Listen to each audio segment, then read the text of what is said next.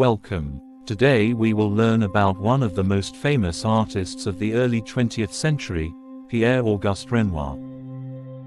He was born in France from a working-class family.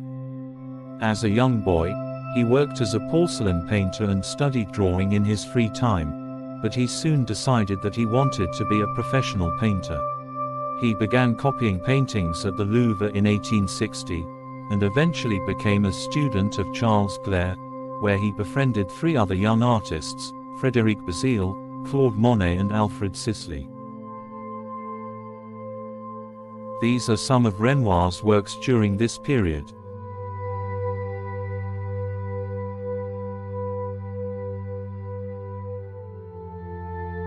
The four friends dreamed of an art that was closer to life and free from past traditions. Also, they disagreed with the general idea that a painting, even a landscape, had to be executed in the studio, and they preferred to create art directly from nature. But they were not the only ones to feel this way. In 1863, Edouard Manet created The Luncheon on the Grass. We talked about this painting in this previous video.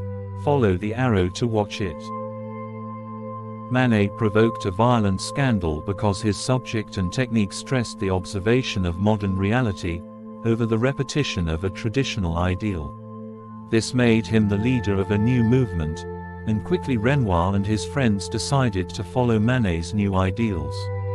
This new movement was called Impressionism, which is derived from a critical review of their show, in which the works were called impressions, rather than finished paintings. In 1867 the first Impressionist exposition was held, and it was independent from the official art salon. Renoir showed his works at the exhibition, and this can be considered the start of his career, although it took him a few more years to be noticed in the art world. His most iconic painting from this period is Dance at the Moulin de la Galette. Here Renoir conveys the joyful atmosphere of this popular dance garden by using vibrant and brightly colored brushstrokes. The strong daylight is filtered through the greenery, creating realistic shadows and light effects. He managed to capture the true spirit of this particular scene, making it a masterpiece of the Impressionist movement. Renoir was particularly good at painting figures and portraits, and this attracted the attention of a range of patrons with avant-garde sensibilities. Renoir painted all of them with affectionate charm, and soon became financially independent. One of his most splendid and ambitious portraits is the painting of Marguerite Charpentier with her children. Here Renoir blends a modern informality and intimacy with the compositional rigor of an old master portrait. Another beautiful portrait is the one of Marguerite Thérèse Bérard, daughter of his friend and patron Paul Bérard. Renoir painted this spirited portrait to cheer the girl up, after a disagreeable lesson with her German tutor had brought her to tears. Renoir had a great relationship with the Bérard family, and they commissioned him numerous paintings. He regularly visited their country house, where he explored other genres such as seascapes and luxuriant still lifes. Toward the end of his career, Renoir started to become skeptical of the Impressionist aesthetic's durability, and he turned instead to the old masters for an art of structure, craft, and permanence.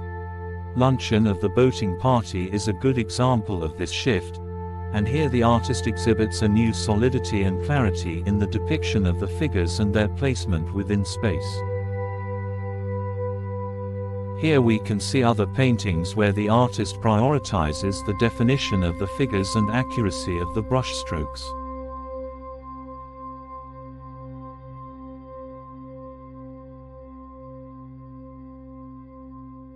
Renoir is famous for being a very innovative artist, whose paintings showed great vitality, emphasizing the pleasures of life despite the financial worries that troubled him for most of his life. So, what is your favorite painting by Renoir? Leave a comment.